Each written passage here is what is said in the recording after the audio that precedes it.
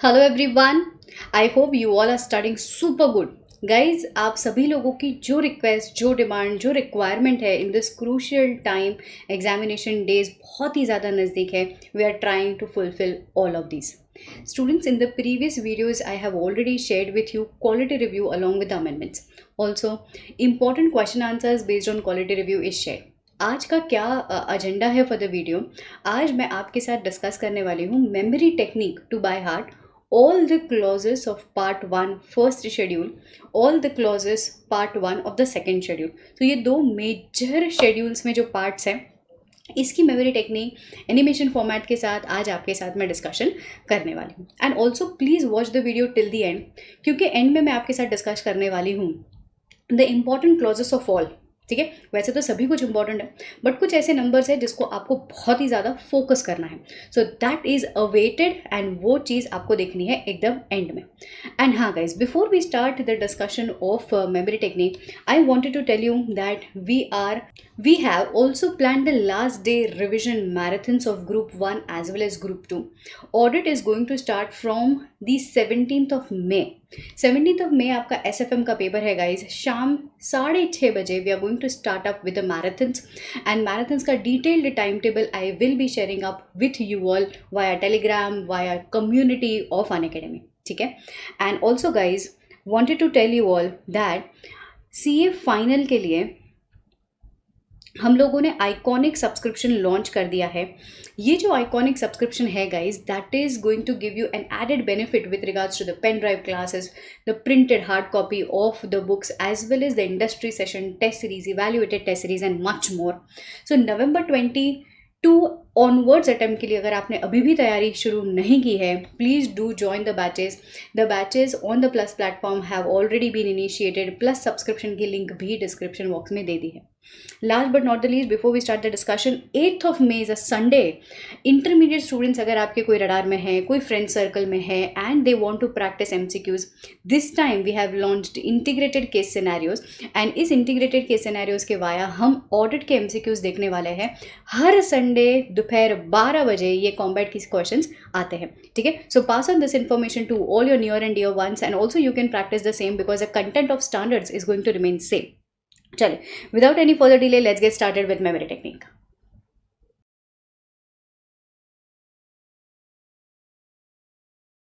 आगे बढ़ते हैं with the memory technique to by heart each and every clauses of each and every part with respect to each and every schedules of professional ethics. चलिए शुरू करते हैं। So as I told you, there are two parts. First part, two schedules, first schedule and second schedule. First schedule में जो first वाला part है ना guys, उसमें बहुत सारे क्लॉजेस हैं। फर्स्ट शेड्यूल में जो फर्स्ट वाला पार्ट है उसमें बहुत सारे क्लॉजेस हैं। सो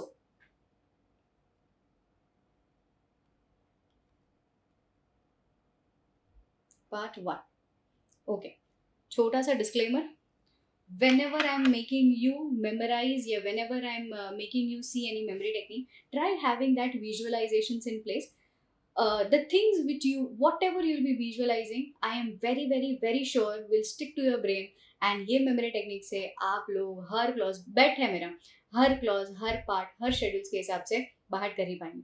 जो भी चीज़ मैं अभी आपको कहानी, जो भी चीज़ मैं आपके साथ अभी वार्तालाप या बातें करने वाली हूँ, इसे सुनना, सोचना, समझना, थोड़ा दिमाग लगाना, थोड़ा मत लगाना, बट जो भी मैं बोल रही हूँ उसको क्रिटिकली सुनना ज़रूर, क्योंकि ये सारी चीज़ें मैंने अभी प्रैक्टिकली चीज़ें मार्केट से उठाई है। ये सारी न्यूज़ेस जो मैं पढ़ रही हूँ आजकल, वो सारी की सारी मैं आपके सामने प्रस्तुत करने वाली हूँ। ठीक है, तो शुरू किया जाए। श्योर श्योर, चलिए। सो मुझे बताओ, हीरो नंबर 1 होता है? हीरो नंबर 1 होता है, तो ठीक है, ये जो हीरो नंबर 1 है, तो हमारा फर्स्ट पार्ट का फर्स्ट शेड्यूल हम लोग सारे के सारे हीरोज की जो रियल फैक्ट्स है, जो न्यूज़ है, जो रियल लाइफ घटनाएं हैं, उसके हिसाब से मैं आपको ट्राई करती हूँ कोरिलेट करवाना। ठीक है, चल।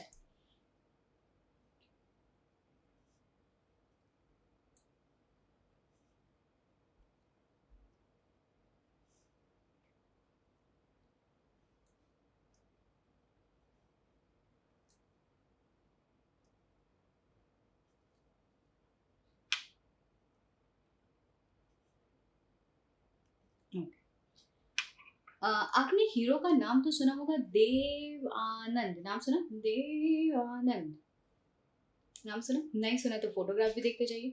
सो देवानंद भाई साहब जब भी मूवीज में आए, उसके पहले की बात है, he wanted to start with his own production house. उनको खुद को एक प्रोडक्शन हाउस स्टार्ट करना था, एंड उनको ऑलरेडी ही before entering into acting field he wanted to start with his own production house. उनको पार्टनर की जरूरत थी। अभी अकेले अकेले कैपिटल भी कितना लगा है, तो उन्होंने सोचा कि किसी पर्सन के पास जाता हूँ और उनको कहता हूँ कि भाई साहब आप एक काम करें, कुछ कैपिटल आप लगा दें। तो देवानंद भाई साहब गए किसी पर्सन के पास जिनका नाम था आनंद। वो आनंद भाई साहब ने कहा, अपना पार्टनरशिप में तो नाम ऑलरेडी बन चुका है, आपके नाम में आनंद ऑलरेडी जुड़ा हुआ है। तो उन्होंने जो अपनी पहली पहली पार्टनरशिप थी ना, उनका नाम ही ये रखा था, क्योंकि नाम में ही पार्टनरशिप है उनके, देव आनंद। तो उनके पार्टनरशिप का नाम था देवानंद एंड एसोसिएट्स। क्या था? Dev Anand and associates. तो बिफोर फॉलोइंग इनटू या फिर before starting his acting career, he started his professional business as a production house. And उनके पहली पहली पार्टनरशिप, नाम में ही देखो पार्टनरशिप है देवानंद। तो इनकी पहली पहली जो पार्टनरशिप थी उनका नाम था देवानंद एंड एसोसिएट्स। ठीक है। अब आते हैं दूसरा फन फैक्ट। दूसरा फन फैक्ट कुछ ऐसा है, बॉबी देओल भाई साहब। बॉबी देओल भाई साहब है ना, बॉबी देओल भाई साहब की जो पप्पा है धर्मेंद्र जी, उनका एक्टिंग करियर बहुत ही स्ट्रांग था। बट आपने खुद ने देखा ही होगा, बॉबी देओल भाई साहब is not that Wawa person, है ना। स्टार किड होने के बाद भी ये पर्सन मार्केट में मूवीज में इतने ज़्यादा चले नहीं। तो देवानंद के बाद बॉबी देओल भाई साहब का अगर आप किस्सा देखने जाओ ना, उनकी आश्रम वाली मूवी अभी जस्ट थोड़े टाइम पहले आई थी, वो भी इतनी ज़्यादा खास चली नहीं थी, इंटरनल इनसाइडर स्टोरी। तो वो भाई साहब क्या करते पता है, उनको खुद को कास्ट करने के लिए लोगों को वो पैसा देते हैं कि भाई मुझे मुझे कोई तो कास्ट कर लो रे। कोई कास्ट नहीं कर रहा था तो धर्मेंद्र पाजी ने मूवी बना ली, यमला पगला दीवाना, है ना। याद है? पता है वो मूवी आई थी पापा की और दोनों बेटों की। तो बॉबी देओल भाई साहब खुद लोगों को पैसा देते हैं, मुझे कास्ट कर लो रे, मुझे कोई तो कास्ट कर लो रे। ये भी एक इनसाइडर स्टोरी। चलो कोई बात नहीं, मिल जाएगी उनको भी मूवी। पापा ने बहुत सारे पैसे वैसे भी कमा करके रखे, तो टेंशन को नहीं। अब आगे बढ़ते हैं। अभिषेक भाई साहब, अभिषेक बच्चन जो है, अभिषेक बच्चन की जो पहली मूवी आई थी रेफ्यूजी, करीना कपूर के साथ, उनकी एक पहली मूवी आई थी रेफ्यूजी। उनका एक गाना हुआ, वो रेफ्यूजी मूवी का गाना तो बहुत अच्छा था। वो कुछ पंछी पंछी नदिया पवन के जौके, मूवी बहुत मतलब ज्यादा मूवी के बारे में तो नहीं बोल रही, बट गाना बहुत बढ़िया था। जैसे ही ये मूवी मार्केट में इतनी पिटी, उन्होंने जा करके अमिताभ बच्चन जी को कहा कि पापा पापा मैं ये मूवी नहीं कहना चाहता, आप ही करो ये सारा चीज, मैं तो सीए करना चाहता हूँ। पापा ने कहा पगला गए। बच्चन भाई साहब ने कहा कि पगला गया है, मूवी करो, एक आध दो मूवी जाती है वैसे इसकी स्टार्टिंग की ब्लफ, कोई दिक्कत नहीं, बट हो जाएगा करियर वरियर सेट। देने नहीं पापा, मैं सीए करना चाहता हूँ। अभिषेक एकदम ही पूरे टशन में जाकर के जिद पे अड़ गए, मैं तो मूवी करूंगा, मैं तो सीए बनूंगा पापा, मैं तो सीए बनूंगा। अभिषेक ने जिस टशन से कहा, बच्चन भाई साहब ने, अमिताभ बच्चन सर ने कहा कि अच्छा चलो बन भी गए आप सीए, तो क्या अक्खा टाइम ऑफिस में बैठे रहोगे? देखी नहीं है ये यश की हालत आपने? अक्खा टाइम पढ़ना पड़ता है उसमें, बहुत मेहनत करनी पड़ती है, टेस्ट लिखनी पड़ती है उसमें। देखी नहीं आपने ये सीए वाले बच्चों की हालत? बोलते नहीं नहीं पापा कुछ भी हो जाए, मैं ऑफिस बना लूंगा, फिर कोई दूसरे पर्सन को दे दूंगा ऑफिस चलाने के लिए, बच्चन एसोसिएट्स के नाम पे अपना ऑफिस बहुत चलेगा, नाम तो ऑलरेडी पापा कमा रखा है ना। तो हमने जा करके अभिषेक बच्चन को कहा कि बच्चन भाई साहब, जूनियर बच्चन भाई साहब, आपने अगर खुद के नाम पे प्रैक्टिस शुरू की ना, तो खुद के नाम पे किसी दूसरे पर्सन को प्रैक्टिस करने नहीं दिया जा सकता। सो अभिषेक बच्चन भाई साहब को हम लोगों ने तभी समझाया, बड़े बच्चन भाई साहब ने भी ये कहा कि देखो अगर आप प्रैक्टिसिंग कर रहे हो तो खुद को ही खुद के नाम पे प्रैक्टिस करना पड़ेगा, किसी और को अपने नाम पे प्रैक्टिस करने नहीं दिया जा सकता, भले ही आपका बहुत बड़ा नाम क्यों ना हो। आई अंडरस्टैंड बच्चन एक बड़ा ब्रांड है, बट फर्म आपने शुरू की, किसी और पर्सन को काम करने दे दिया, ये तो नहीं चलेगा। तो बच्चन भाई साहब का वो रेफ्यूजी मूवी के बाद बहुत स्ट्रगल हुआ, and he started with his career again, movie career, and now he is doing good, है ना। कुछ नहीं तो एटलीस्ट केबीसी तो चल ही रहा है। चलो आगे, काफी सारी चर्चा होगी, थोड़ा सा और आगे बढ़ते। Govinda ji, Govinda ji, this is a real fact guys. Govinda इधर मुंबई में वसई विरार एक एरिया आता है, एंड वसई विरार की तरफ से उन्होंने एमपी एमएलए के इलेक्शंस लड़े थे। ठीक है, उन्होंने एमपी एमएलए के इलेक्शंस लड़े थे और जीते भी थे। तो he himself personally is a chartered accountant, okay. So उन्होंने क्या करना स्टार्ट कर दिया, उन्होंने अपने आप को डेजिग्नेट करना स्टार्ट कर दिया as MP, member of parliament, as MLA, legislative authority का member, member of legislative assembly. ना उन्होंने अपने आप को ऐसा डेजिग्नेट करना शुरू कर दिया। माँ आईसीआई को पता चला, यहाँ पे कफ परेड में उस जमाने में ब्रांच हुआ करती थी आईसीआई की। लेटर गया गोविंदा जी को कि गोविंदा जी ऐसा नहीं कर सकते आप भले ही बहुत बड़े एक्टर हो, बट हर बार कानून को आप हाथ में नहीं ले सकते, हर बार कानून को आप हाथ में नहीं ले सकते। आप चार्टर्ड अकाउंटेंट हो, हमने अलाउ किया आपको मूवी शूवी करने के लिए, बट आप तो एमपी एमएलए अपने आप को डेजिग्नेट कर रहे हो, नहीं चलेगा। गोविंदा ने कहा कि नहीं, अपने आप को डेजिग्नेट करूंगा तो देशभक्ति के लिए हमसे लिए करूंगा, मैं अपने आप को एमपी एमएलए ही डेजिग्नेट करूंगा। माँ आईसीआई को गुस्सा आ गया। माँ आईसीआई ने कहा रुको, इधर you designate yourself as a CA और you designate yourself as MP MLA. Govinda ji ने कहा नहीं डेजिग्नेट करता है सीए।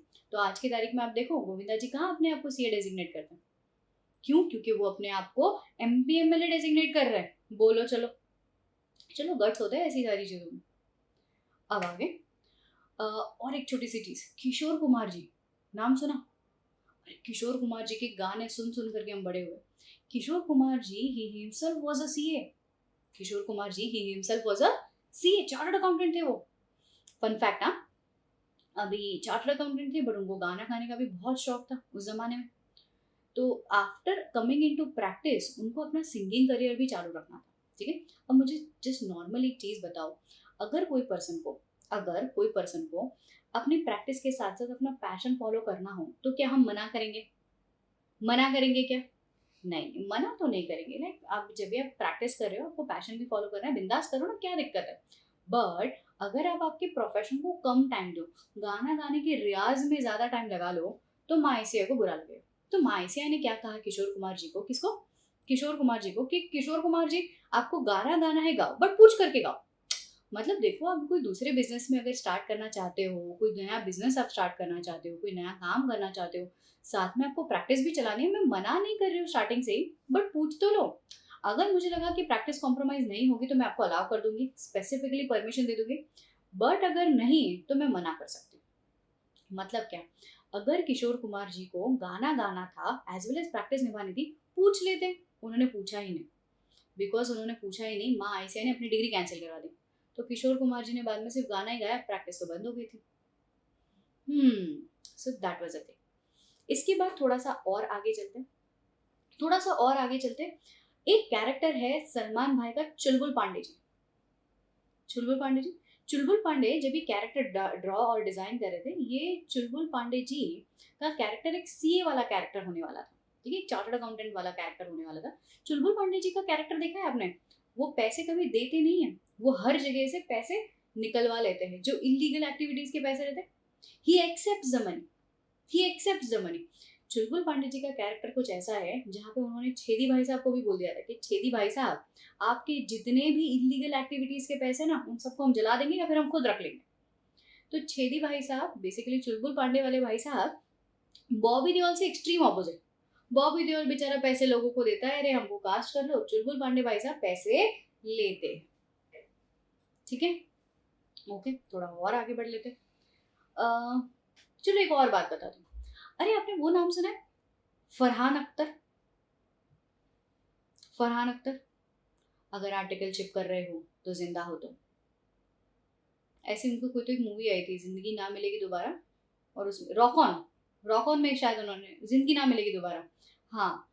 तो ये वाले मूवी में उनकी ऐसी बहुत सारी आती थी तभी, जैसे अगर आर्टिकलशिप कर रहे हो तो जिंदा हो तुम, अगर सुबह शाम दिन रात पढ़ाई कर रहे हो तो जिंदा हो तुम, अगर ऑडिट की टाइम पे टेस्ट लिख रहे हो तो जिंदा हो तुम।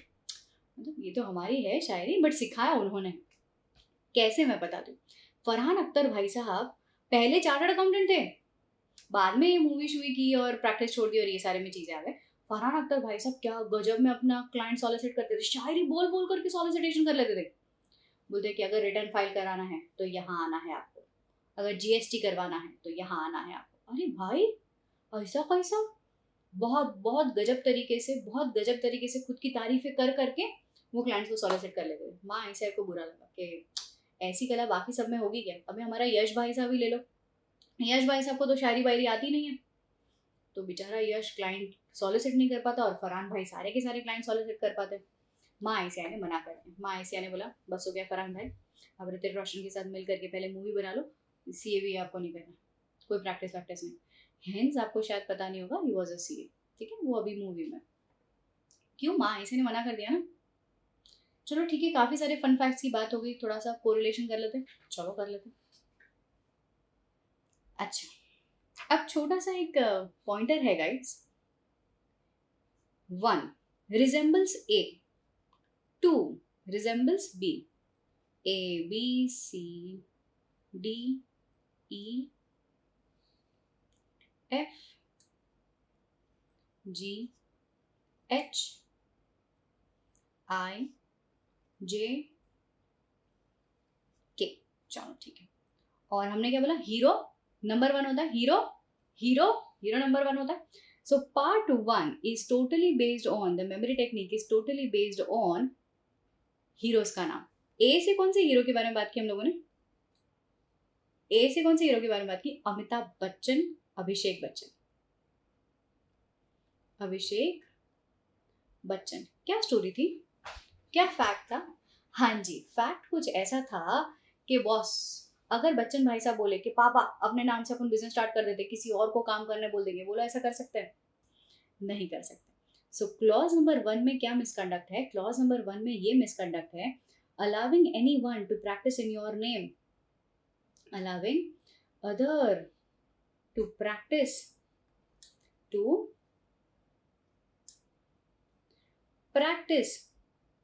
in your name will be a professional misconduct। B से हम लोगों ने किसके बारे में बात की? बॉबी देओल भाई साहब, वेरी गुड। बॉबी देओल भाई साहब क्या करता है? पैसा देता है या पैसा लेता है? पैसा देता है कि हमें कोई तो कास्ट कर लो रे। That means what? If at all you pay or you agree to pay any share, commission, brokerage, कहीं पे भी आपने शेयर, कमीशन, ब्रोकरेज पे किया in order to get the clients, ये प्रोफेशनल मिसकंडक्ट होगा। So what is clause number 2 में misconduct? Pays or agree, allow or agree to pay or allow or agrees to pay share, commission, brokerage. तो अगर ऐसा कहा है, ऐसा किया है, तो clause 2 of part 1 of the first schedule में मिसकंडक्ट माना जाएगा। सी से कौन सा कैरेक्टर था हमारे? सी से कौन सा कैरेक्टर था? चुलबुल पांडे जी, क्या बात है, चुलबुल पांडे जी। चुलबुल पांडे जी क्या कर रहे थे? मैंने अभी अभी आपको बोला, चुलबुल पांडे जी बॉबी देओल के एक्सट्रीम ऑपोजिट। वो पैसे देते नहीं, वो तो पैसे लेते हैं। एक्सेप्ट और अग्रीज टू एक्सेप्ट और अग्रीज टू एक्सेप्ट। डी से क्या बात की हम लोगों ने? डी से देवानंद, इनके तो नाम में ही क्या है? अमित बता, इनके नाम में क्या है? पार्टनरशिप है, ठीक है, इनके तो नाम में ही पार्टनरशिप है। यू रिमेम्बर हम लोगों ने क्या बात की थी? हम लोगों ने ये बात की थी कि भाई साहब ने जो प्रोडक्शन हाउस स्टार्ट किया था उसके लिए पहला पार्टनर ढूंढने गए थे। यस, तो इनके तो नाम में ही पार्टनरशिप है। तो यहाँ पे कुछ मिसकंडक्ट हम लोग बात करने वाले विथ रिगार्ड्स टू पार्टनरशिप। ई से मैंने अभी तक आपको कुछ नहीं कहानी बताई है। एफ से आते हैं हमारे फरहान अख्तर भाई साहब। फरहान अख्तर ने क्या किया था? शायरी बोल बोल करके क्लाइंट्स को सॉलिसिट कर लिया था। शायरी बोल बोल करके क्लाइंट्स को सॉलिसिट कर लिया था। जी से हम लोगों ने बात की थी, देखो सॉलिसिटेशन के भी कुछ तरीके हैं। अगर आप कोई ऐसे मीन्स के वाया सॉलिसिटेशन करो which are not open to a chartered accountant, will attract professional misconduct. G से हम लोगों ने बात की थी गोविंदा। क्या बात की थी हम लोगों ने? गोविंदा भाई साहब की। गोविंदा भाई साहब को माँ ऐसे ने क्या बोला? आप अपने आप को एमपी एमएलए के नाम पे डेजिग्नेट नहीं कर सकते। तो अगर आपने अपने आप को एमपी एमएलए के नाम पे डेजिग्नेट किया है तो boss this will be treated as professional misconduct. तो ये कुछ मिसकंडक्ट ऐसे हैं विद रिगार्ड्स टू डेजिग्नेशन। ये सारा का सारा मैं आपको इन डिटेल पढ़ाऊंगी। फिलहाल I am just trying to make you by heart the clause of the respected parts of the respected schedules. ठीक है, अब आते हैं के। के से हम लोगों ने किशोर कुमार जी के बारे में पढ़ा। किशोर कुमार जी को ICAI ने क्या कहा कि देखो किशोर भाई, अगर आपको प्रैक्टिस के साथ साथ कोई स्पेशल बिजनेस करना है तो आप परमिशन ले लीजिए। अगर परमिशन नहीं लेंगे तो boss this will be regarded as professional misconduct. तो गाना गाना था उनको, बट गाना गाने की उन्होंने परमिशन नहीं ली, तो ICAI ने मेंबरशिप कैंसिल कर दी। तो यहाँ पे लिखना है हमको specific permission, specific permission. Okay, चलो थोड़ा सा और बातें कर लेते हैं, and then I will just try asking you some questions with regards to these clauses. Hrithik Roshan, वो जिनकी क्रिश वाली मूवी आई थी, यस तो ऋतिक रोशन भाई साहब ने जब भी चार्टर्ड अकाउंटेंसी ज्वाइन किया था, तो ऋतिक रोशन भाई साहब ने एक नया क्लाइंट मतलब नया क्लाइंट का काम हाथ में ले लिया था। ठीक है, तो उनको जैसे नया क्लाइंट का काम हाथ में आया, उन्होंने आव देखा ना ताव, उन्होंने डायरेक्टली क्लाइंट हासिल कर दिया and he started with the work. फिर जा करके हमारे यश ने ऋतिक रोशन को कहा कि अरे ऋतिक रोशन, आपने प्रीवियस ऑडिटर से नो ऑब्जेक्शन सर्टिफिकेट लिया क्या? वो भी तो अपना भाई है, मेंबर ऑफ इंस्टीट्यूट। तो ऋतिक रोशन ने कहा नहीं, मैंने कुछ ऐसा नहीं लिया। यश ने एक बहुत अच्छी टिप दी। यश ने ऋतिक रोशन को क्या बोला कि अभी जाओ, क्रिश के जैसे ऐसे उड़ करके जाओ और NOC लेकर के आओ। किसके पास से? प्रीवियस ऑडिटर के पास से। क्यों? यश ने ऋतिक रोशन को समझाया कि ऋतिक देखो, अगर आप प्रीवियस ऑडिटर से वार्तालाप नहीं करते हो, उनका क्लाइंट्स खुद इस साल काम करते हो, तो भाई हम तो भाई भाई के क्लाइंट को छीन रहे हैं, ये एक प्रोफेशनल मिसकंडक्ट होगा। तो अगर आप कोई भी नया क्लाइंट हाथ में लो, it is your duty to communicate with the predecessor auditor. अगर आपने नहीं किया तो ये क्रिश के जैसे उड़ करके जाना पड़ेगा NOC लेने के लिए। ठीक है, अगर NOC नहीं लिया तो ये प्रोफेशनल मिसकंडक्ट कहलाया जाता है।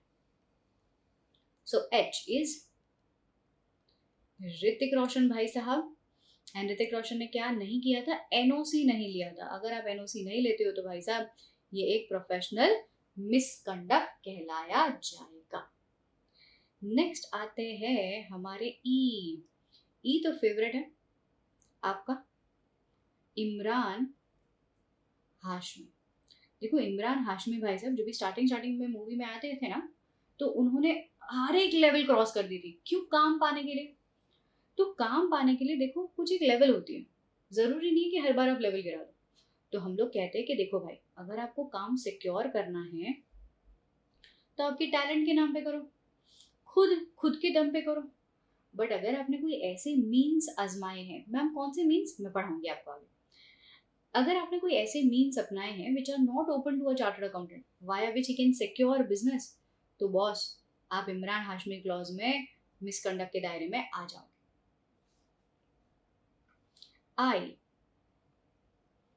आई से आते हैं हमारे इरफान भाई। स्पेलिंग जैसा है वैसा ही बाय हार्ट करना है। इरफान खान भाई, आपने वो मूवी देखी हिंदी मीडियम इंग्लिश मीडियम? इनमें जो सर है ना, ये है हमारे करंट कैरेक्टर। ये दोनों ही मूवीज अगर आपने देखी हो तो दोनों ही मूवी सोसाइटी के लिए एक मैसेज लेकर के आती है। ये दोनों ही मूवी ऐसी मूवी है जो सोसाइटी को सही काम करने के लिए सिखाती है।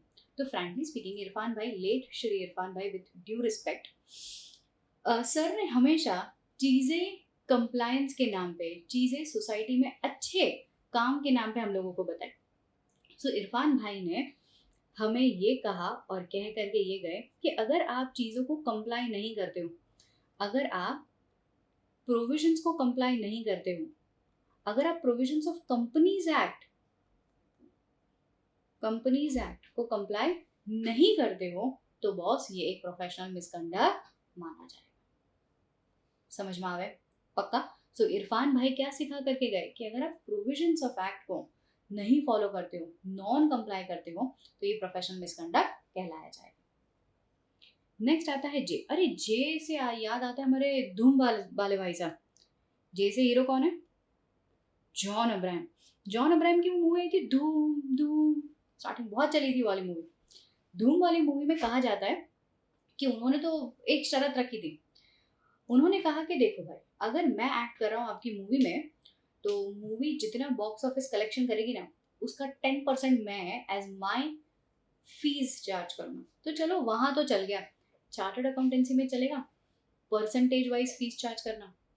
जॉन भाई साहब को हमने कहा कि जॉन भाई साहब, धूम वाली मूवी में ये सब चलता है, बट धूम वाली मूवी ना करके अगर ये सीए होते तो बॉस, परसेंटेज के बेसिस पे फीस चार्ज करना, परसेंटेज बेसिस पे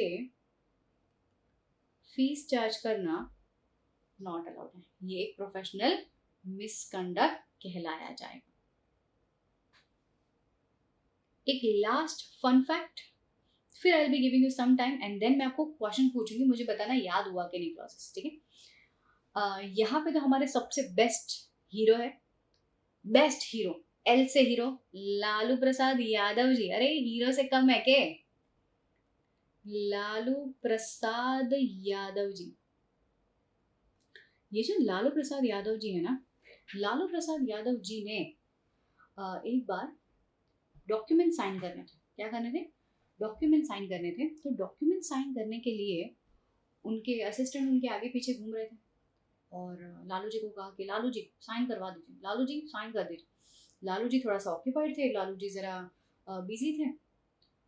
तो लालू जी ने कहा कि हमारे बदले तुम ही साइन कर लो बुढ़वा। ऐसे करके लालू जी वो अपने असिस्टेंट को कह करके गए कि तुम खुद ही साइन करो। लालू जी तो चल दिए। असिस्टेंट ने लालू जी की जहाँ साइन करनी थी ना, असिस्टेंट ने वहाँ साइन कर लिया। अरे बाप रे, ऐसा अगर लालू जी चार्टर्ड अकाउंटेंट होते और अपने आर्टिकल्स को कहते कि भाई हमारे बदले साइन कर लो, तो चलता? ना जी ना, ये एक प्रोफेशनल मिसकंडक्ट कहलाया जाता। Means what? अगर we are allowing someone else to sign on our behalf, ये प्रोफेशनल मिसकंडक्ट कहलाया जाएगा। एकदम क्लियर है? सो गाइस, यहाँ पे देखते ही देखते आपको, मुझे लगता है सारे के सारे क्लॉजेस बाय हार्ट हो चुके हैं। I am just giving you micro minute का टाइम, जस्ट कोरिलेट करवा रही हूँ। 1 resembles A, 2 resembles B, 3 resembles C, D, 5 is E, 6 is F, 7 is G, 8 is H, 9 is I, 10 is J, K, L। And हाँ, यहाँ पे मेरे सारे के सारे फन फैक्ट और सारी की सारी कहानियाँ खत्म होती है। मैं भी आपको ये एक छोटा सा डिस्क्लेमर जो मुझे पहले देना चाहिए था, अब दे देती हूँ। ये सारी कही हुई बातें, घटनाएं, पात्र काल्पनिक है, इसका वास्तविक जीवन से कहीं कोई संबंध नहीं है। अगर कहीं कोई समानता पाई जाए तो मात्र ये कोइंसिडेंस होगा, ठीक है। ये मैंने पहले नहीं बताया क्योंकि मजे उड़ जाते हैं, ठीक है। यहाँ की कोई भी बातें, कोई भी पर्सन ये नहीं है, ना ही किशोर कुमार, ना ही फरहान खान, ना ही गोविंदा जी। गोविंदा जी ने एमपी एमएलए जरूर इलेक्ट किए थे, but he is not the CM, ठीक है।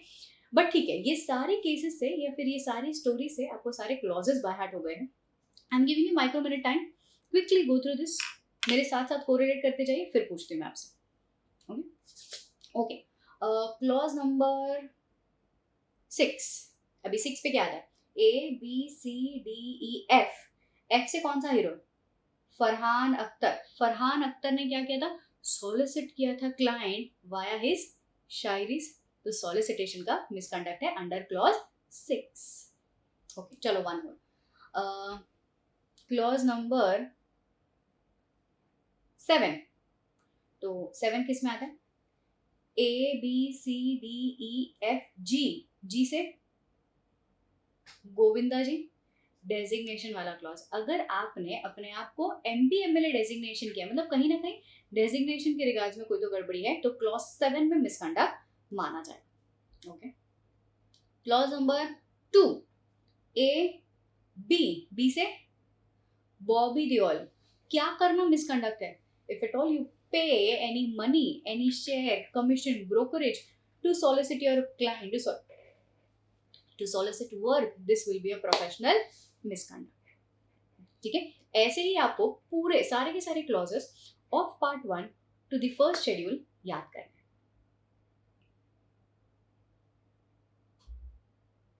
सो मैम, ये जो part 1 of the first schedule है वो किन के लिए मिसकंडक्ट है?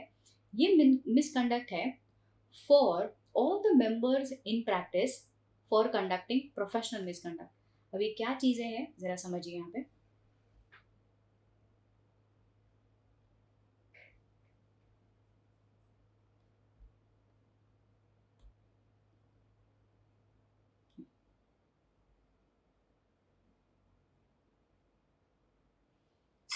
हम लोग आंसर कैसे लिखेंगे ये एक बार ये समझा देते हैं and then I will take you forward. See for example the question is talking about NOC, कि हम लोगों ने प्रीवियस ऑडिटर को एनओसी नहीं भेजा. ठीक है, तो ये क्वेश्चन ये एनओसी के बारे में लिखता है. तो हम लोग कैसे लिखेंगे? As per clause 8 to part 1 of the first schedule. ठीक है, कैसे लिखेंगे? As per clause 8 of part 1 to the first schedule of Chartered Accountancy Act, every member in practice, that is practicing chartered accountant, every member in practice shall be deemed to be guilty of, कौन सा misconduct था? Professional misconduct था या other misconduct था? Professional misconduct था. Professional misconduct if he fails to accept the NOC from the predecessor auditor. ठीक है, so this is how you start writing your answer. Clauses हमेशा numbers में लिखना है, parts हमेशा रोमन में लिखना है, schedule हमेशा words में लिखना है. Always remember, part 1 first schedule is for PCA for doing professional misconduct. And ma'am ये internal matters आपको स्टोरी के हिसाब से याद रहा है. समझ में? Students, this is going to be super easy now. ऐसे ही करके हम लोग सारे के सारे clauses of first part second schedule के भी करेंगे. So are you now ready to start with the clauses to take a deep dive? शुरू करें? पक्का? सो यहाँ पे हमारी मेमोरी टेक्निक खत्म होती है. अब हमें जो आगे बढ़ना है that is again part 1, 2, 3 of this second schedule. जैसे हम लोगों ने पार्ट 1 और first schedule hero number 1 heroes के नाम से पढ़ा था, तो अब हम लोग सेकेंड शेड्यूल हीरोइंस के नाम से पढ़ेंगे. एक नारी सब पे भारी, हीरोइंस के नाम पे पढ़ेंगे सेकेंड शेड्यूल का फर्स्ट पार्ट. ठीक है, सो सबसे पहले let us go through the memory technique in order to by heart all the clauses of part 1 second schedule. ठीक है, so the way we understood first schedule का part 1, just उसी के बाजू में again I will make you all write the content of part 1 second schedule. So यहाँ पे part 1. So as I have already discussed with you, part 1 of second schedule has how many clauses? Has 10 clauses.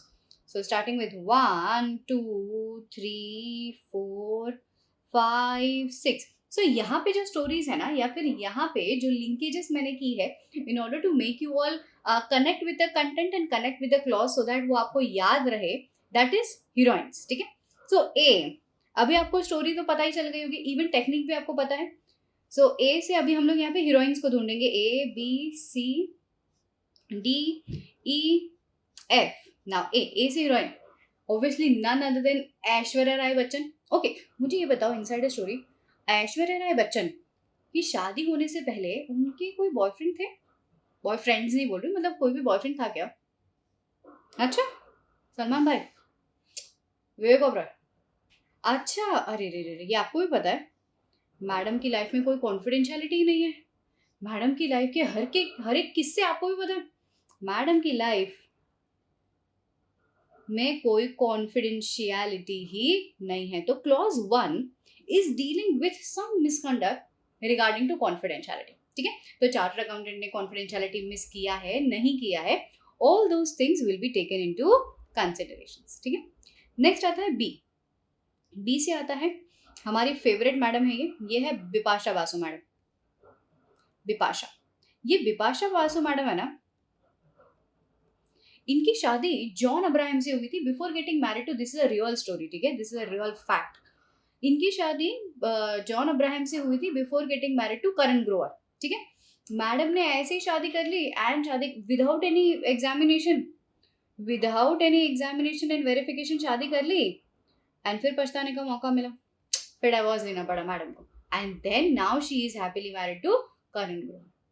ठीक है, तो अगर without examination हम लोगों ने assurance report दे दी, that will also lead to some confidentiality. उसके बाद आता है that will lead to misconduct.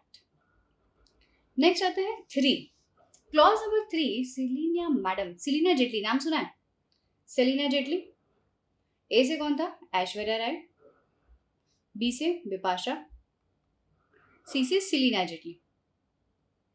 जो सेलिना जेटली मैडम है ना, सेलिना जेटली मैडम, ये अपना सपना मनी मनी में थी। अपना सपना मनी मनी, उनको गाना गाना था, ठीक है। सो एक बार हुआ ये, उस मूवी में जो उनका गाना गाने का शौक था ना, वो उनका रियल शौक था। तो Celina Jaitly madam went to Yash, practising chartered accountant Yash, and उनको कहा, यश मुझे गाना गाने के लिए स्टूडियो ओपन करना है। यश बोलते हैं कि अरे मैडम, आपके लिए तो जान हाजिर है, स्टूडियो क्या? बोलते हैं कि यश, मैंने सुना है कि आप पूरे मुंबई में बहुत ही ज्यादा फेमस चार्टर्ड अकाउंटेंट हो, एकदम यंग डायनामिक, आपके कहने पर बैंक्स किसी का भी लोन अप्रूव कर देते हैं। यश ने कहा, हाँ हाँ चलती तो हमारी भी बहुत है। अब यश की ये बातें सुनने के बाद सेलिना ने यश को कहा कि यश प्लीज आप एक काम करो ना, कि आप नेक्स्ट 5 साल के मेरे फाइनेंशियल स्टेटमेंट्स फोरकास्ट करो एंड अपने बैंकर्स को मुझे सबमिट करने के लिए आपकी साइन दे दो। आप ये बात बताओ कि हाँ हाँ, आने वाले 5 साल में सेलिना मैडम को प्रॉफिट ही प्रॉफिट, प्रॉफिट ही प्रॉफिट, प्रॉफिट ही प्रॉफिट होने वाला है, ऐसी प्रोजेक्टेड फाइनेंशियल स्टेटमेंट्स आप बनाओ, ठीक है। यश भाई साहब तो सेलिना मैडम की आवाज पे ही फिदा हो गए थे। यश भाई साहब ने मैडम को कहा कि अरे मैडम कोई बात नहीं। यश भाई साहब ने ना देखा है इंफॉर्मेशन, ना प्रोवाइड किया है इनको कोई बेसिस ऑफ अजम्पशन, ना इन्होंने कोई प्रॉपर एस्टिमेशन किया, और बना दिया है फोरकास्टेड फाइनेंशियल स्टेटमेंट्स। एंड हाँ, उसके सामने ऐसा भी लिख दिया, आई वाउच, मैं जानता हूँ ना सेलिना मैडम का आवाज इतना अच्छा है कि प्रॉफिट ही होगा, बोलता I vouch for the accuracy of the same. बस इतना सब होने के बाद सेलिना मैडम ने कहा, थैंक यू भैया। बॉस, मिसकंडक्ट होएगा वा, भैया बोलने से नहीं, आपने अगर वाउच किया है for the accuracy of forecast तो क्लॉज नंबर 3 में ये मिसकंडक्ट माना जाएगा। नेक्स्ट आता है क्लॉज नंबर 4। क्लॉज नंबर 4, नाम कौन है ये है दीपिका मैडम। दीपिका, मुझे बताओ, अगर दीपिका मैडम रणवीर कपूर नहीं, रणवीर सिंह, अगर दीपिका मैडम रणवीर सिंह लिमिटेड में उनके फाइनेंशियल स्टेटमेंट्स को साइन करती है, कौन? दीपिका मैडम, तो don't you feel Deepika madam is substantially interested?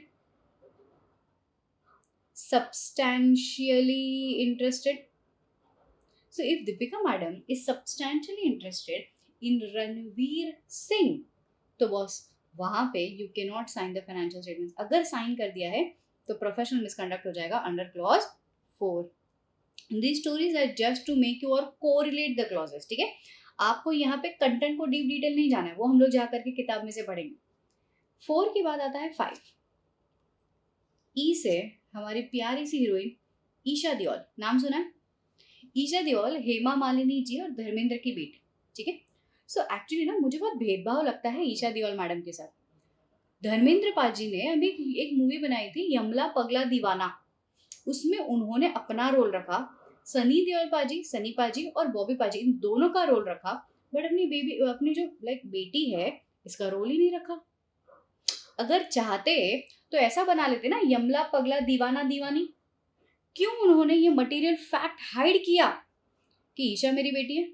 सो यार ये तो गलत हो जाएगा यार। If at all you hide material facts present in the financial statement तो बॉस ये तो गलत है यार।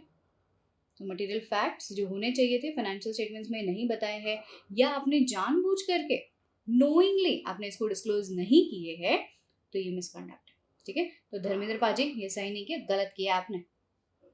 इसके बाद आता है clause number 6। Clause number 6, Farah Khan. Actually F से मुझे कोई हीरोइन और नहीं मिल रही थी, फराह खान ने भी एक आध मूवी तो की है, वो बमन ईरानी के साथ एक मूवी थी फराह खान की, ठीक है। सो क्लॉज नंबर 6 में आते हैं हमारे story of Farah Khan. Madam ने पब्लिक स्टेटमेंट दिया था when she was pregnant. Madam was pregnant and madam ने, अगर आपको पता है, शी डिलीवर्ड ट्रिपलेट्स, ठीक है, हैप्पी ट्रिपलेट्स। तो इन्होंने पब्लिक स्टेटमेंट दिया था कि नहीं नहीं मेरे तो ट्विंस है। ट्विंस बोलने के बाद हुए ट्रिपलेट्स, मिस स्टेटमेंट कर दिया ना, ये तो सही नहीं किया। सो क्लॉज नंबर 6 में अगर नोइंगली कोई मटेरियल मिस स्टेटमेंट को आप हाइड कर देते हो which is already presented in the financial statement, तो बॉस ये प्रोफेशनल मिसकंडक्ट माना जाएगा। नेक्स्ट आता है 7। 7 से 7 का मतलब होता है जी। जी से कोई हीरोइन का नाम याद आ रहा है आपको? जेनेलिया डिसूजा। जेनेलिया डिसूजा मतलब not recently but she got married to Riteish Deshmukh. Yes, she got married to Riteish Deshmukh. शादी करने के बाद जेनेलिया डिसूजा का मूवी में आना बंद हो गया। जेनेलिया डिसूजा ने is very negligent about her career. Madam शादी करने के बाद मूवी नहीं बनाई आपने, है ना? तो यहाँ पे जेनेलिया डिसूजा जी वाला clause talks about madam is grossly negligent about her career, about career. ठीक है, तो ये वाला तो क्लॉज था कि जेनेलिया डिसूजा ने रितेश देशमुख के साथ शादी की। शादी के पहले मूवी आई तेरे नाल लव हो गया, अरे हाँ हाँ ठीक है, बट उसके बाद क्या? उसके बाद कोई मूवी नहीं आई। Madam is grossly negligent. ठीक है, so in case if chartered accountant being the member in practice is grossly negligent, तो हम लोग कहेंगे this is a misconduct under Genelia clause. Genelia clause मतलब clause 7 part 1 of the second schedule. उसके बाद आता है नेक्स्ट क्लॉज 8।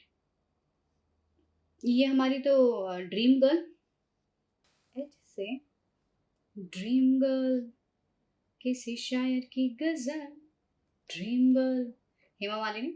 अब ये हेमा मालिनी क्लॉज क्या कहता है? हेमा मालिनी, अरे हेमा मालिनी मैडम की ना एक ऐड आती थी, केंट वाटर प्यूरिफायर।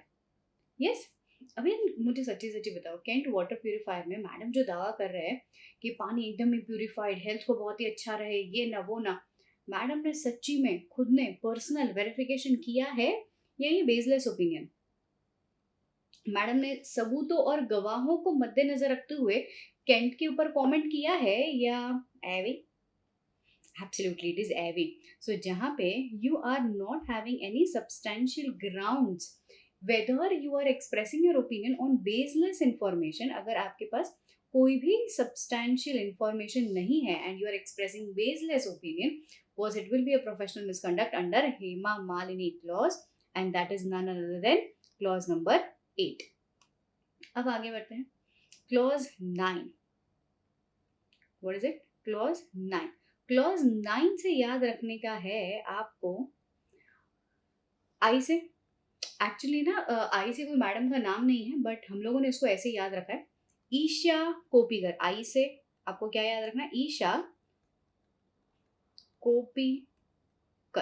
अभी ईशा कोपीकर मैडम ना, मैं आपको बताऊं कौन सी मूवी आई थी, क्या सुपर कूल है हम, उसमें भी थी। उसमें ना मैडम ने कुछ पुलिस का रोल किया था। मैडम है बहुत स्ट्रिक्ट, तो मैडम के पास सारे डायरेक्टर्स प्रोड्यूसर सब गए और मैडम को बोला कि मैडम ये स्क्रिप्ट है, इसी में से देख करके आपको डायलॉग बोलना। मैडम बोलती मैं ना कॉपी नहीं करूंगी। सारे डायरेक्टर्स प्रोड्यूसर बोलते हैं कि अरे यार ये मैडम डायलॉग कॉपी नहीं कर रही है, ईशा कोपीकर कॉपी नहीं कर रही है यार, कॉर्पोरेट भी नहीं कर रही है और जो डायलॉग्स है वो कॉपी नहीं कर रही है। तो हमने कहा मैडम ये तो मिसकंडक्ट हो जाएगा। अगर आपने हमारे स्टैंडर्ड्स की स्क्रिप्ट को फॉलो नहीं किया व्हाइल कंडक्टिंग ऑडिट, जैसे मैडम स्क्रिप्ट को फॉलो नहीं कर रही थी इन हर मूवी, वैसे ही अगर चार्टर्ड अकाउंटेंट ने स्क्रिप्ट को फॉलो नहीं किया while doing audit will be a professional misconduct under clause Isha Kopikar, clause 9 part 1 of the second schedule। समझ में आया? नेक्स्ट लास्ट क्लॉज फॉर एक नारी सब पे भारी, that is part 1 second schedule. ये है जे से कोई हीरोइन का नाम बताओ? जूही चावला। ठीक है, अरे जूही चावला ये कुरकुरे वाली मैडम है ना। कुरकुरे वाली मैडम को ना मूवीज आजकल मिल ही नहीं रही है, तो मैडम क्या कर रही है, कुरकुरे में से जो पैसे कमा रही है ना वो पैसे मिसयूटिलाइज कर दे रही है। मतलब जो कुरकुरे का पैसा है, जो कुरकुरे कंपनी को मिलना चाहिए, मैडम उसको अफरा तफरी कर रही। बॉस एक चार्टर्ड अकाउंटेंट अगर क्लाइंट का पैसा, clients money separate bank account में ट्रांसफर ना करे, खुद के पर्सनल यूज के लिए यूटिलाइज कर दे, तो बॉस ये प्रोफेशनल मिसकंडक्ट कहलाया जाएगा। जूही चावला मैडम के पास अभी फिलहाल के लिए मूवी नहीं है ना, तो क्लाइंट का जो कुरकुरे का पैसा आता है ना, वो पर्सनल पर्पस के लिए यूज कर लेती है। That is a misconduct under clause 10 जे से जूही चावला मैडम। चलो, तो हम लोगों ने 10 क्लॉजेस या हम लोगों ने 10 क्लॉजेस अब तक के लिए सिर्फ बाय हार्ट किए हैं ए से। चलो अभी स्टार्ट करो, लिखते भी जाओ और कोरिलेट भी करते जाओ। ए से ऐश्वर्या राय मैडम, मैडम की लाइफ में कोई कॉन्फिडेंशियलिटी ही नहीं है। बी से आता है बिपाशा मैडम, बिपाशा मैडम ने विदाउट वेरिफिकेशन जॉन अब्राहम से शादी कर ली। सी से आता है सिलीना मैडम, यश भाई साहब के पास गई थी अपने स्टूडियोज को बताने के लिए, तो यश भाई साहब ने क्या किया था, हाँ जी, फोरकास्टेड फाइनेंशियल स्टेटमेंट्स पे without obtaining evidences vouching for the accuracy opinion दे दिया था, गलत किया। डी क्लॉज नंबर 4, डी से आता है Deepika Padukone madam, and Deepika Padukone madam ने क्या किया, रणवीर सिंह लिमिटेड में साइनिंग कर दी थी। मतलब जहां पे दीपिका मैडम का सब्सटैंशियल इंटरेस्ट है वहां पे फाइनेंशियल स्टेटमेंट्स पे साइनिंग करना मिसकंडक्ट अंडर क्लॉज 4। 5 से आता है ई से ईशा दियोल।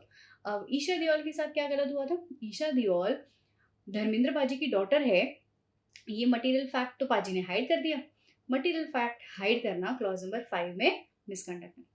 फिर आता है 6 ABCDEF से हीरोइन फराह खान। फराह खान मैडम ने क्या किया, ओपनली मिस स्टेटमेंट दिया था, यू नो ट्रिपलेट्स ट्विंस वो वाला। तो जहां पे नोइंगली अगर आपको पता है फाइनेंशियल स्टेटमेंट्स में मिसस्टेटमेंट है और आपने वो डिस्क्लोज नहीं किया, this will be treated as professional misconduct. उसके बाद हम लोगों ने देखा 7 से आता है जी से heroine Genelia D'Souza madam. Genelia D'Souza madam शादी करने के बाद grossly negligent about her career. G से जेनीलिया डिसूजा ग्रॉसली नेग्लिजेंट। उसके बाद एच, पहले तो 8 से H Hema Malini madam. Hema Malini madam याद आया तो केंट वाटर प्यूरिफायर याद आएगा, बोलेंगे बेसलेस ओपिनियन देती है मैडम। उसके बाद 9 से आई से ईशा कोपीकर, जो स्टैंडर्ड्स को कॉपी नहीं करती, ईशा कोपीकर जो स्टैंडर्ड्स को कॉपी नहीं करती, तो बॉस स्टैंडर्ड्स को फॉलो ना करना प्रोफेशनल मिसकंडक्ट है। और लास्ट 10 से आता है जे से आता है जूही चावला मैडम। उनके पास पैसे नहीं है तो कुरकुरे के पैसे मैडम अपने पर्सनल पर्पस के लिए यूज कर लेती है, सेपरेट बैंक अकाउंट में ट्रांसफर नहीं करती। तो यहाँ पे 10 के 10 मिसकंडक्ट आ चुके। चलो फटाफट से बाय हार्ट हो चुका है। Now you will be in a very fair position to complete that foolscap page. पता है मैंने आपको स्टार्टिंग में बोला था फुल स्केप पेज बनाओ, फर्स्ट शेड्यूल के सारे पार्ट्स, सेकंड शेड्यूल के सारे पार्ट्स को एक पेज पे लिखो। तो now you are very well ready to jot this things up. अभी हम लोग आगे बढ़ते हैं with the concept of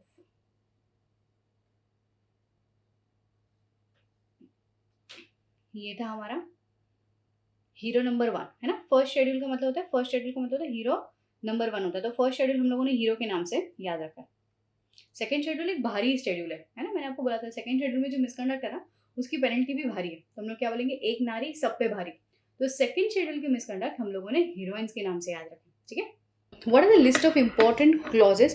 So when I talk about first schedule, we have 4 parts in it. First schedule में first part में the important clauses goes like this: 6, 7 ये दोनों ही है solicitation का and advertising professional attainments का।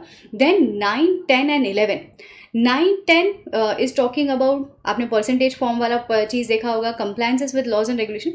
11 में एक most important point है, please go to your module and check. Agricultural वाले एक्टिविटी के लिए now no specific permission is required, only it is generally permitted. So इसके ऊपर एक क्वेश्चन आने का चांसेस है guys. So totally I can say 6, 7, 9, 10 and 11 of part 1 of the first schedule is very important. Please go through that. Next coming to part 2, 1 and 2 उसमें 2 ही clauses है, एक बार जस्ट रीड कर लीजिएगा। Then we talk about part 3। Part 3 में हमारे होते हैं 3 clauses, fellow chartered accountant, information and tendering के लिए इन्फॉर्मेशन। टेंडर्स वाला क्वेश्चन केस सिनेरियोज में आ सकता है क्योंकि टेंडर्स काफ़ी अलग अलग जगह पे कवर किया हुआ है। तो टेंडर वाला पॉइंट पढ़ लीजिएगा कि when you are trying to solicit clients और respond to a tender you can not give false information. तो this is an important clause. So summing it, clause 3 part 3 of the first schedule. And lastly talking about part 4, इसमें डिसरेप्यूट के cases दिए हुए हैं काफ़ी सारे। So when you go to your module आपको disrepute के काफ़ी सारे केसेस मिलेंगे, वो डिसरेप्यूट के केसेस ज़रूर पढ़ लीजिएगा guys.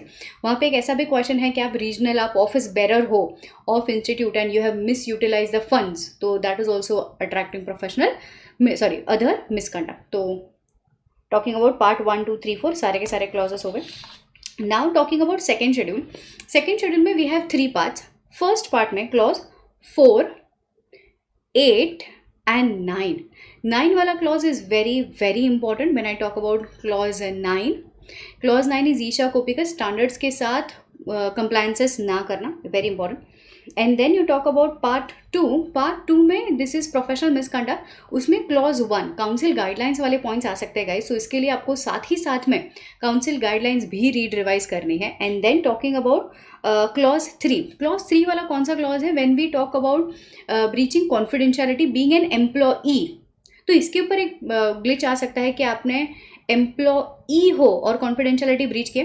Confidentiality usually will take you through Aishwarya Rai clause 1.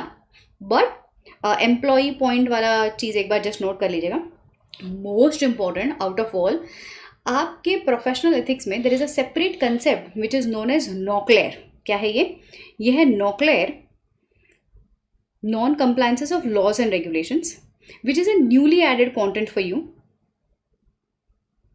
ये थ्रेट, इसके ऊपर जस्ट लास्ट एग्जामिनेशन में क्वेश्चन आ चुका है. Now also they can ask you a question on threats. This being non-compliances with laws and regulation, NOCLAIR. So international NOCLAIR भी आ चुका है. Like internationally हम लोगों ने ये टेक इन करके डोमेस्टिक लॉज में एड डाउन कर दिया. सो ये एक नया पॉइंट है which is added to the module. Very high chances that they can ask you question on this NOCLAIR. ठीक है. सो इंपॉर्टेंट में बिकॉज ये सारे क्लॉजेस और काउंसिल गाइडलाइंस और NOCLAIR लग रहा है. बाकी सब भी आपको रीड करना है, बट इन एरियाज पे ज़्यादा फोकस करना है. बहुत अच्छे से इनको देख करके जाना है. ठीक है. So that is all about the current discussion guys.